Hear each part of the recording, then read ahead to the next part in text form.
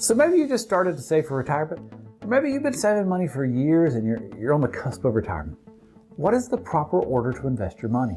Where should you put it first? If you get some more money, where should you put that money? That's what we're going to be talking about next.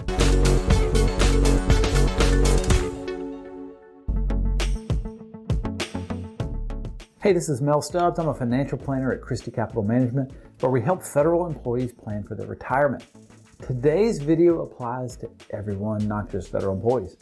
What's the best order of where to put your money? The first place you need to put your money is to build up an emergency fund. Some would say that it's somewhere between 3 to 6 months of your expenses. You need to have an emergency fund before you start saving for retirement. Lots of times people have a checking or a savings account. Usually this money is not at risk. And so not having an emergency fund is what causes people to use credit cards as their emergency fund. Let's say your car breaks down. You need $2,000 to fix it up. Without an emergency fund, the temptation is to go into credit card debt, and this is avoidable. Next on the list is to contribute to the TSP or the 401k to the extent that you get your match. The match you are receiving is 100% gain.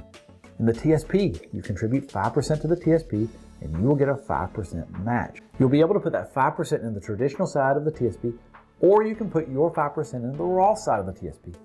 Either way, you're going to get your 5% match, but it will be going to the traditional side. Now, getting that free match is a must. But then next on the list, you want to get rid of your high interest rate credit cards. And really, this goes for anything that has an interest rate of 5% or higher. Maybe it's credit cards, maybe it's student loans, maybe it's a personal loan. If you're carrying a monthly balance on a credit card, you've got to set up a plan to get this paid off. Once paid off, you'll be amazed at the extra income you'll have to invest with. Next on the list would be contributing to a Roth IRA. In 2023, you can contribute $6,500 to a Roth IRA if you're under the age of 50. You can contribute $7,500 if you are over the age of 50. And what's great about the Roth IRA is it gives you access to the basis. This is a fancy accounting word meaning that you can actually access the money that you've contributed. Let's say you contribute $6,500 for 2 years. That means you contributed $13,000. Let's say the account has grown to $15,000. You can touch the $13,000 anytime you want to. No taxes, no penalties. You can't touch the $2,000 gain until you hit 59.5 and have had the Roth IRA for at least 5 years. What's great about the IRA is that you're putting the money in after taxes. So all the growth will be tax-free as long as you play by those rules. An IRA stands for Individual Retirement Account, meaning you have more control and flexibility than you have inside your employer plan like the TSP. There are lots of investment options that you'll have available to you that you won't have available inside your employer plan. This increased flexibility and control can make this an attractive option.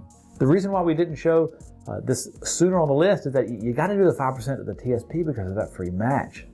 That free match makes contributing the first 5% of your income to TSP more attractive than Roth IRA. Now, there are some income phase-outs, meaning if you make too much income, the IRS won't let you contribute directly to a Roth. If you're a single tax filer and your income hits $138,000 a year, you'll start to phase out and you're not eligible to do Roth IRA. If you're married filing jointly, it starts to phase out at $218,000 of income. If your income is above that, there is one more way to contribute money indirectly to a Roth IRA, and that's using a backdoor Roth strategy. The rules of doing this are a little more complicated, but it is something that you can look into. I would say the next place to put your money for the federal employee would be to start maxing out your TSP. You can either do it through using the traditional TSP or the Roth TSP. The contribution limits for TSP have been increased for 2023, $22,500 per year. If you're 50 and below, that's the most you can contribute. If you're over the age of 50, you can contribute an additional $7,500 of catch-up. For TSP contributions, you do have to go in there, select the pay period, contribute to the regular TSP, and then you got to contribute to catch-up. And so you'll want to make sure you divide this by 26 pay periods so that you are contributing it equally to the TSP. If you max out your TSP too quickly before the year's out, and then you don't make any contributions in December, let's say, you will not be getting a match in December. So you want to make sure you're contributing it equally and have it maxed out by the end of the year. You do have the option of doing traditional or Roth. Now there are benefits for doing each. For this discussion, It's based on more, I have the money to invest, so where should I put it? And so we're saying maxing out the TSP is the next step. If after doing all of these steps, you still have free cash flow that you need to do something with, you can start paying off other debt. If you can get debt-free by the time you retire, it means you can live on a lot less during retirement. Living on less means you don't have to have quite a big nest egg to fund your lifestyle. One of the best ways to be able to retire earlier is to be completely debt-free. I've yet to meet someone that's debt-free and hear them complaining that was a bad decision. You just don't hear that.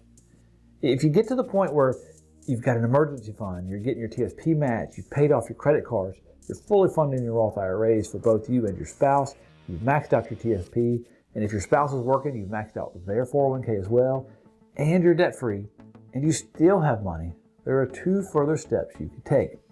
There are non-qualified accounts that you can just accumulate money in. You do have to pay taxes on the growth.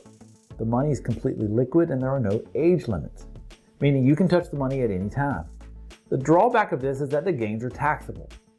And another place you can look is putting money into life insurance policies where you are overfunding the policy to build up the cash value.